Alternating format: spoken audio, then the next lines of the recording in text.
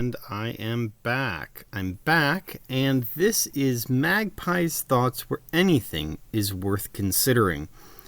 Realism and optimism meet here, and we don't ponder at all the plausibility of ideas.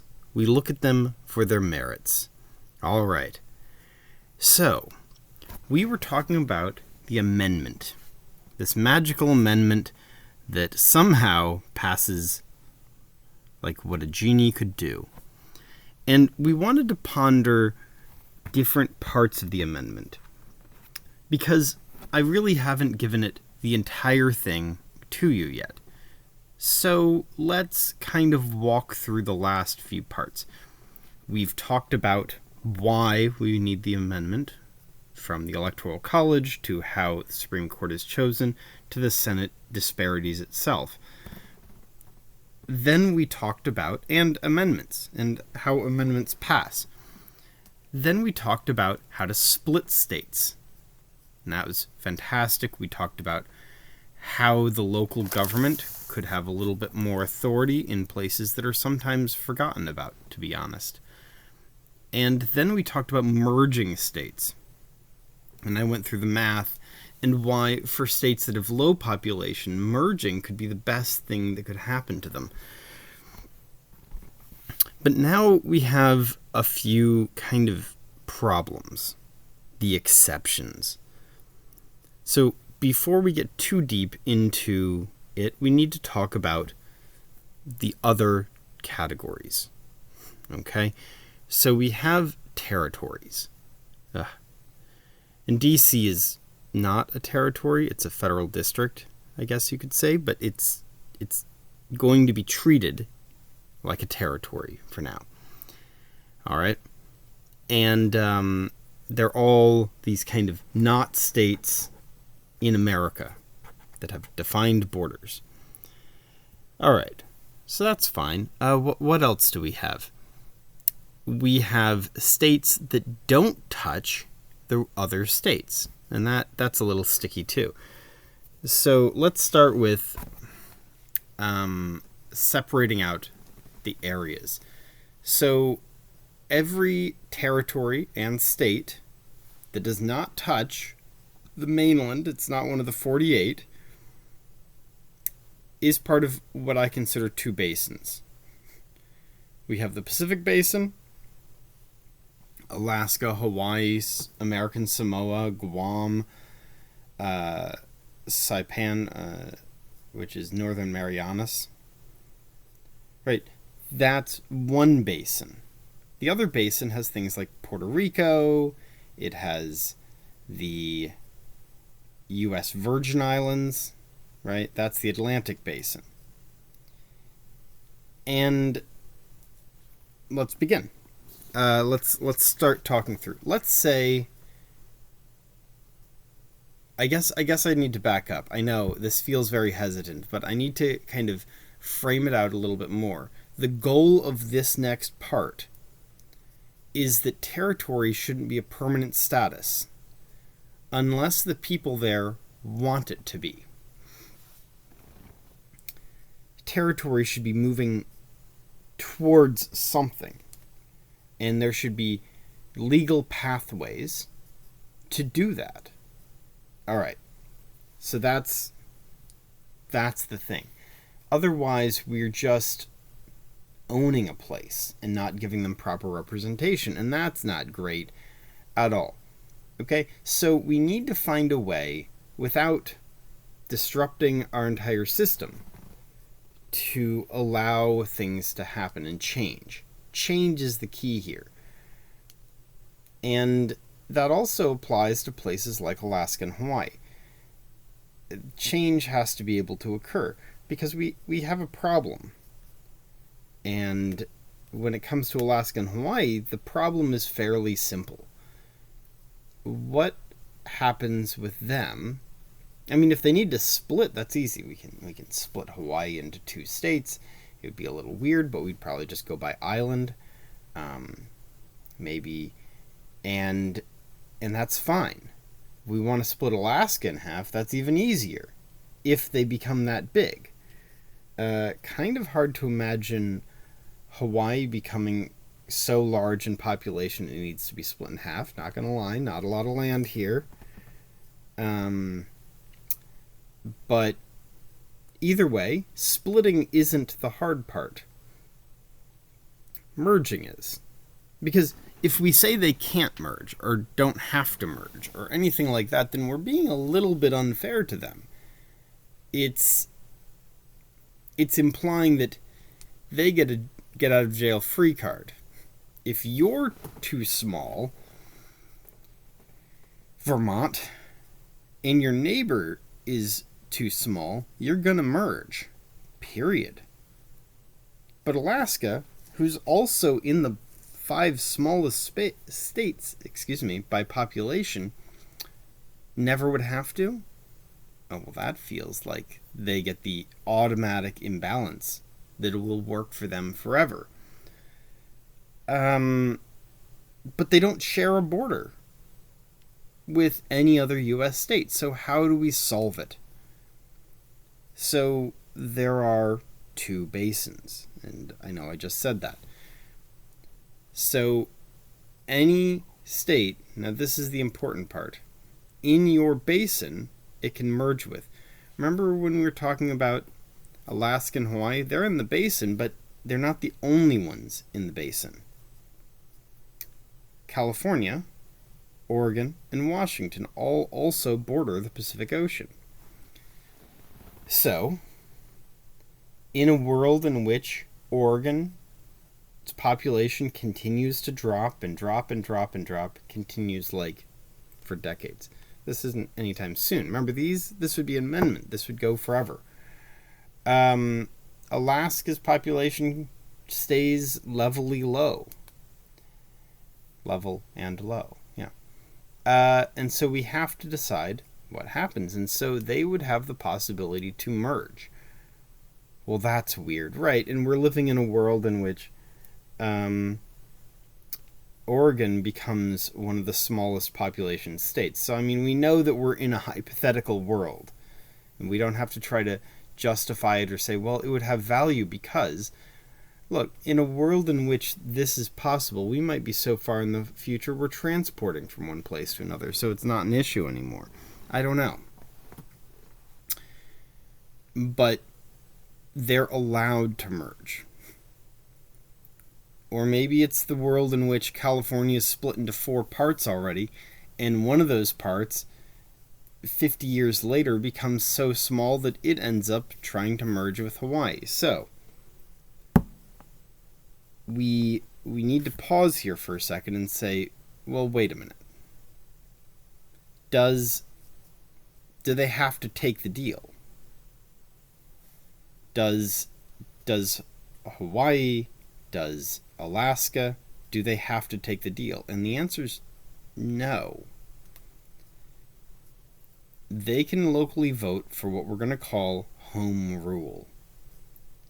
And home rule shifts them away from statehood altogether.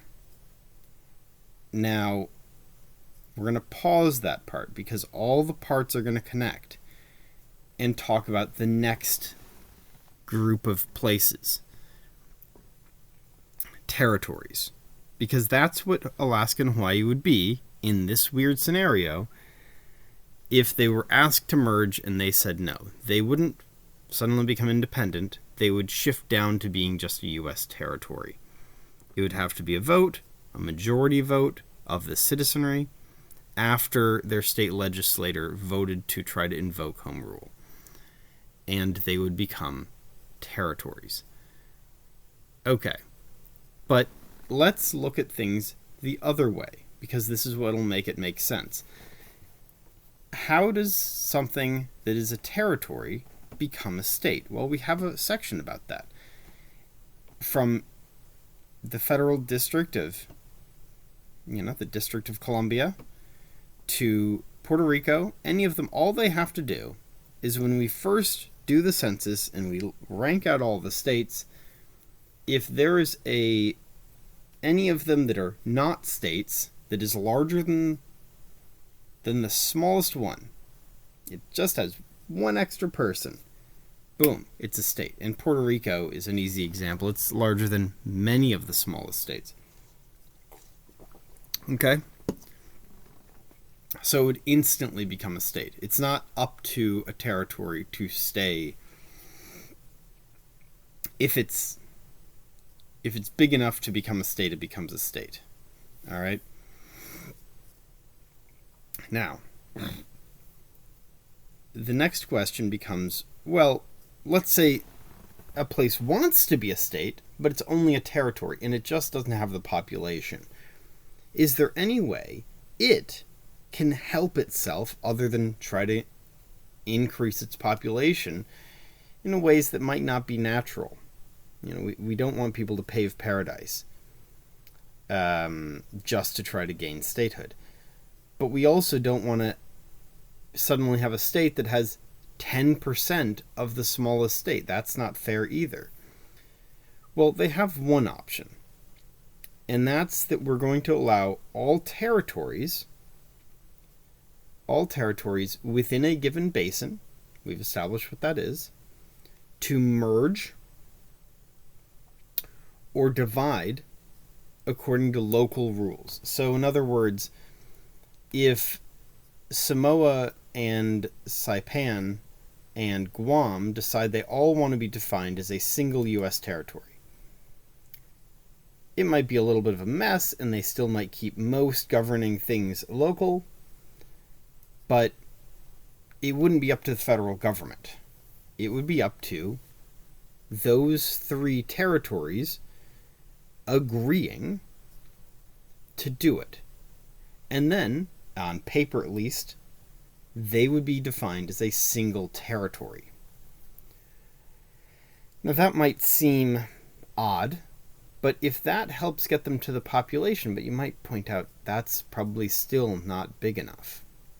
Probably not. But they also, and here's the key, territories with local agreement can join states that already exist.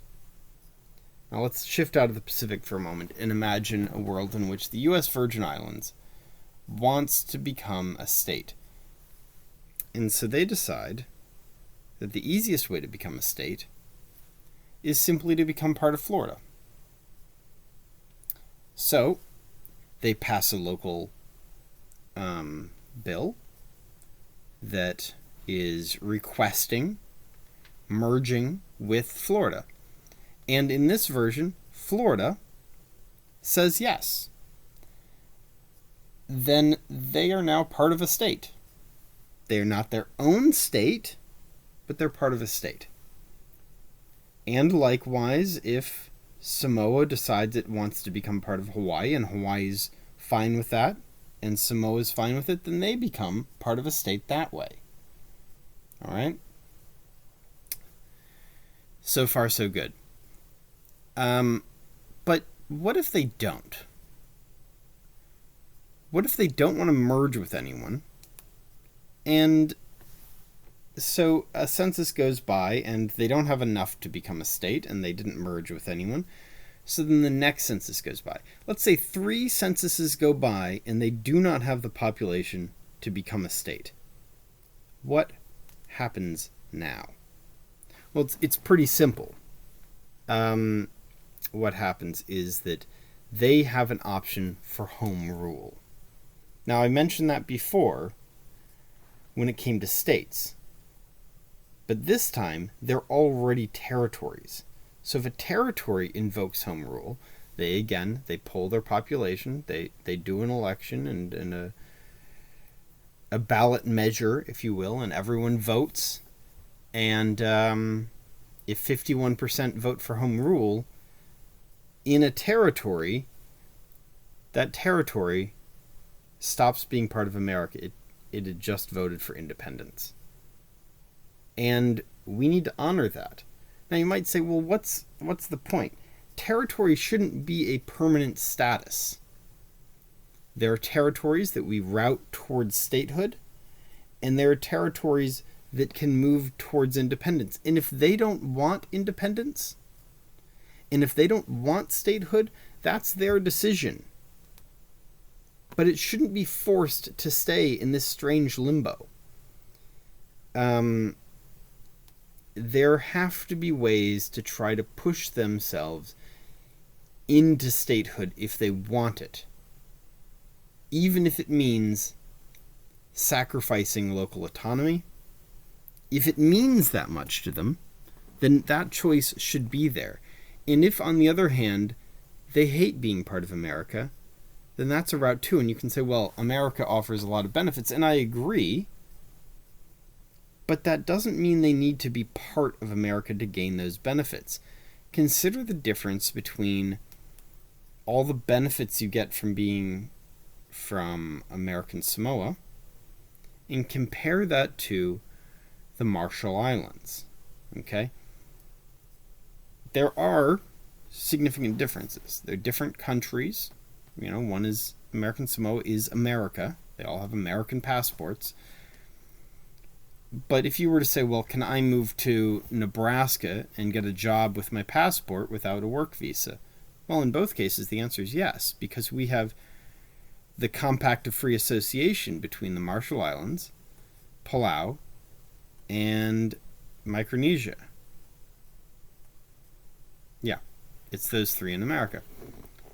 And in exchange, Americans can go there and work, and you're like, well, that's right, that's not quite an even pitch. What else? Well, we have military bases that we have in these places, and we're allowed to have them there even if we remove the base. We have negotiated military and aid, and we will be, even if we don't have a base there and don't plan to, we are their military support. They are our strong allies. And I think that's the key here, is even if a territory, any territory, decided we don't want to be part of America anymore and votes and it works that way, that doesn't mean they're not our ally. They're saying we want our space and our independence. They're not saying for us to be enemies. Okay? So we are still allied and we're still allies, but that doesn't mean we are enemies. So let's go back to Alaska and Hawaii and imagine a world in which their population drops and they're required to merge with some place on the West Coast. And they say, we're going to invoke home rule. Remember, because I'm coming back to this. And so they say, we want to invoke home rule. And so they do. They invoke this concept of home rule. It passes. 51% of the population agrees, at least. And what happens then is they become a territory. That means that although they send people to Congress, they don't get a vote. When it comes to the Electoral College, nothing. And they will then follow the rules. I mean, if they're that population depleted, it's possible that in the next 3 censuses, they will stay low in population and eventually leave America. It's a choice. And they might just keep pivoting back and forth between statehood and territory. That's fine too. There's no right or wrong here.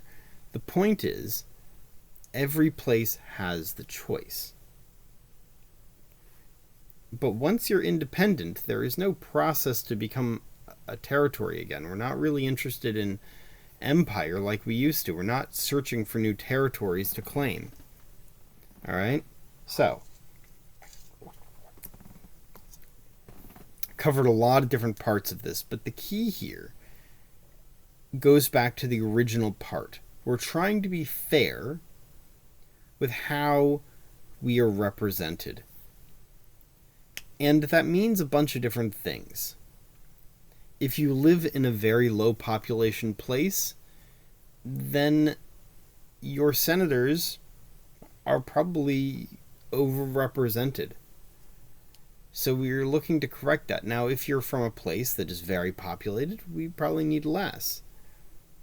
And until we started talking about these islands and disconnected places, the system, self-contained as it was, works. But we need to address how to not make, even potentially, Alaska and Hawaii the most disproportionate places if the population goes strangely sideways. And so we did. We said, this is how the merge rules work. But because we understand that if you're not touching the mainland, you might not be interested in being part of all that, well then there's the risk that you can just start moving towards independence. And I think that that's a key here, is that we're not trying to solve every problem all at once. We're trying to solve the inequity that comes from election systems. Territories can try to find a way to have representation. If there are enough territories that are big enough, you can all merge and try to become a state.